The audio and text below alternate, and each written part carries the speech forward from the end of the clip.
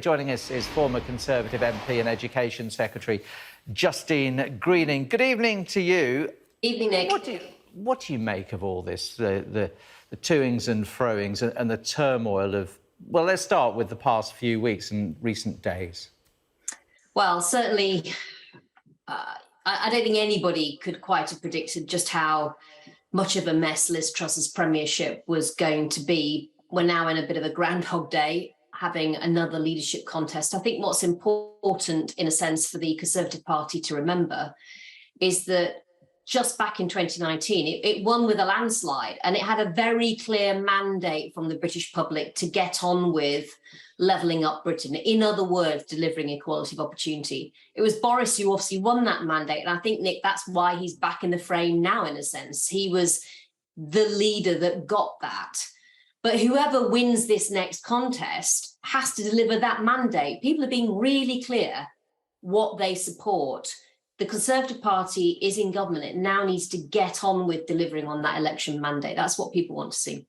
People will see that Boris Johnson does have a mandate, given that he won the 2019 election. But is the Tory party not finished now? Looking at all the polls, Labour are going to get in at any election. And I suppose many people will see Boris Johnson, the man who broke the law, was fined, is being investigated by the Privileges Committee, the man to save the party. Well, that's something for MPs to decide. But I think the reality is there are no easy routes forward for the Conservative Parliamentary Party. There isn't that perfect leader that is going to be able to unite the Parliamentary Party either. I think people have to realise that and understand that there is one thing that does unite the party, and that was the mandate that Boris Johnson won on levelling up. And it's also an economic strategy. We're in an economic crisis, Nick, where we have to look at how we can, in the long run, make our public finances add up. And the reality is it's people's lives that are off track that is costing the taxpayer money, not lives that are on track and being successful. So whoever walks into Downing Street, whether it's Boris Johnson again, or whether it's perhaps more likely Rishi Sunak, they have to deliver a plan for levelling up that is also an economic strategy for getting this country's public finances back on track. And I think that's what the markets want to see, is how are we going to raise productivity the right way? And I talk to businesses all over the country with my campaigning and work on social mobility. And what they tell me is it's skills that's holding back them from growing. At the same time, as the fact that we're a country where people can't feed their family, they can't heat their homes this coming winter.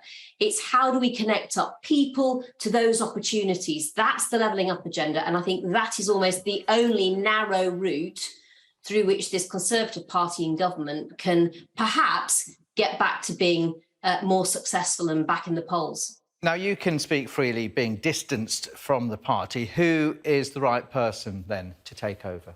Well, we've only got one candidate at the moment. That's Penny Mordaunt, who I've got a lot of respect for. But from my perspective, Nick, I always feel we need to move away from the personalities. It's not about the personalities as much about the policy and the purpose that this Conservative Party in government is there for. So what I want to see over the coming 24, 48 hours is serious discussion by any candidate wanting to be the next Prime Minister about what they are going to do to drive equality of opportunity, because that's actually what will mean we're successful or not in government, not the particular person. It's the mandate and delivering on that that is the key to success for the Conservative Party.